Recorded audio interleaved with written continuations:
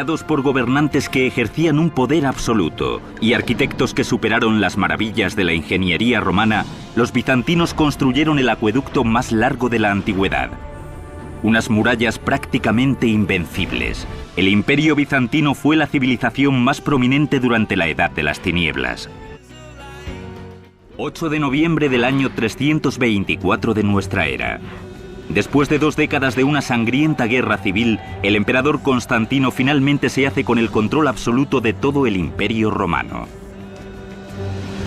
Es un dirigente con amplitud de miras, un brillante estratega y un hombre que no conoce límites. Pero el reinado de Constantino se distinguiría por un aspecto fundamental.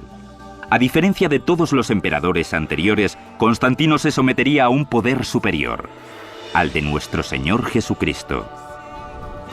Emperador Valente, que reinó desde el año 364 al 378 después de Cristo. Valente implementaría un atrevido plan para construir el sistema de acueductos más largo del mundo. Cuando estuviera terminado, llevaría agua dulce a 640 kilómetros de distancia y tendría la misma longitud que toda la red de acueductos del antiguo Imperio Romano. El primer problema para los ingenieros bizantinos era hallar el modo de mantener una pendiente descendente constante para que el agua fluyera. Entre los siglos IV y VI, los bizantinos construyeron 60 puentes acueducto. El más impresionante tendría una altura de casi 27 metros. En la actualidad es conocido como el puente acueducto de Cursun-Luguerme. Sin embargo, hacer que el agua llegara a Constantinopla era solo la mitad de la batalla. Una vez en la ciudad había que almacenarla, pero el espacio libre escaseaba. La respuesta de los ingenieros bizantinos a este problema fue el sistema de almacenamiento subterráneo más complejo que jamás se haya visto en el mundo antiguo. El más grande sería este, la cisterna de Basílica. 336 columnas soportarían el techo de 7,5 metros de altura.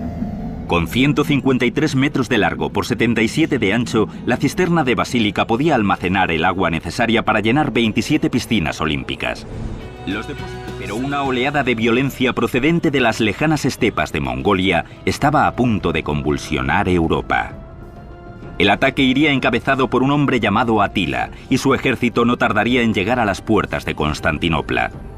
Haría falta una brillante hazaña de la ingeniería militar, el sistema defensivo más colosal de la antigüedad para salvar a la ciudad. Estando situada en la punta de una península, Constantinopla gozaba de las ventajas estratégicas que no había tenido la vieja Roma, que estaba desprotegida y expuesta. El primer obstáculo, un foso gigante.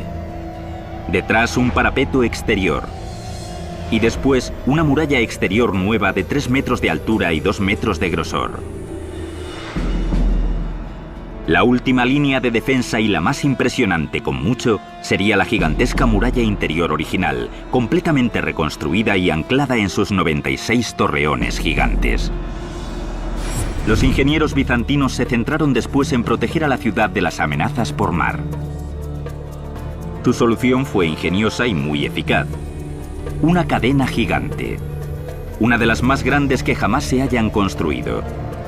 Los herreros bizantinos forjaron una enorme cadena de hierro de aproximadamente una longitud de 5 campos de fútbol con unos 750 eslabones de medio metro de largo. Los eslabones flotaban sobre troncos de madera. Los barcos bizantinos podían arrastrar la cadena por el cuerno de oro y cortar la entrada al puerto. Protegida ya por fin de todos sus enemigos, Constantinopla podía disfrutar de su prosperidad. Justiniano I gobernó durante la época dorada del Imperio bizantino. Sus 40 años de reinado estarían marcados por la brillantez intelectual, una ética sin parangón y una crueldad desmedida.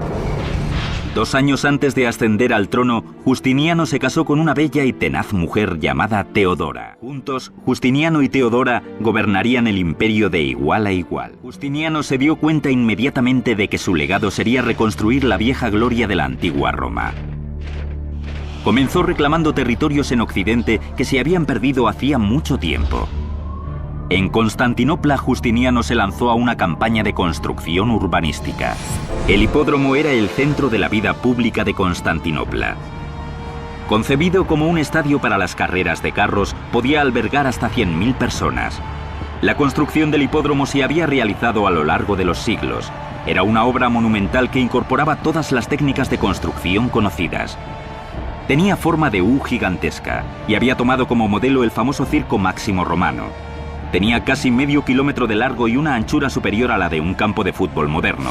El hipódromo era una de las glorias arquitectónicas de Constantinopla. Pero en el año 532 después de Cristo pasaría a ser también el escenario de uno de los actos más brutales de un emperador contra su pueblo. Un día de principios de enero, Justiniano, ahora bastante impopular por culpa de sus duras medidas y altos impuestos, aparecía ante una multitud estridente en el hipódromo. De pronto la multitud se une contra el emperador. El centro político de las ceremonias del imperio era ese, y miles de personas en desacuerdo contra el emperador se manifiestan justo en el corazón del imperio. Estaba dispuesto a subirse a un barco y largarse a la parte asiática del Bósforo, pero la emperatriz, Teodora, que había sido actriz y prostituta, dijo: he llegado hasta aquí y no pienso rendirme ahora, quédate y lucha, y así lo hizo. Las palabras de Teodora convencieron a Justiniano, y su respuesta sería calculada y terrible. Ordenó a sus generales que reunieran un ejército y marchó sobre el hipódromo. La conclusión de los disturbios de la Nica es uno de esos sucesos de proporciones bíblicas. Justiniano convoca a los rebeldes en el hipódromo, haciéndoles creer que va a llegar a un acuerdo con ellos, pero de hecho, cuando están todos en el recinto, cierra las puertas y las tropas imperiales los masacran. En pocos minutos, todos los rebeldes que se encontraban en el recinto habían sido sistemáticamente asesinados. El centro de la vida pública de Constantinopla se había convertido en el patíbulo para unas 30.000 personas. De las ruinas de Constantinopla se alzaría una de las iglesias más magníficas del mundo, que llegaría a ser el centro de una nueva religión y un ejemplo monumental de la ingeniería bizantina. La Iglesia de la Santa Sabiduría. Hoy en día la conocemos como Santa Sofía. Justiniano nombró a dos arquitectos bizantinos, Isidoro y Antemio, para diseñar la basílica. El diseño de Isidoro y Antemio para la catedral era revolucionario en concepto e inédito en escala. Se disponían a crear una cúpula de 30 metros de diámetro, la más grande que jamás se hubiera edificado. Los arquitectos emplearían un elemento arquitectónico que había sido utilizado por primera vez por los romanos, aunque sin éxito: las pechinas. El primer paso era construir 4 gigantescos arcos en los que descansaría la gran cúpula. A continuación, las pechinas, un espacio triangular que conectaba el arco que forma el borde de la cúpula con los arcos en los que descansa esta y que distribuía el peso uniformemente entre dichos arcos.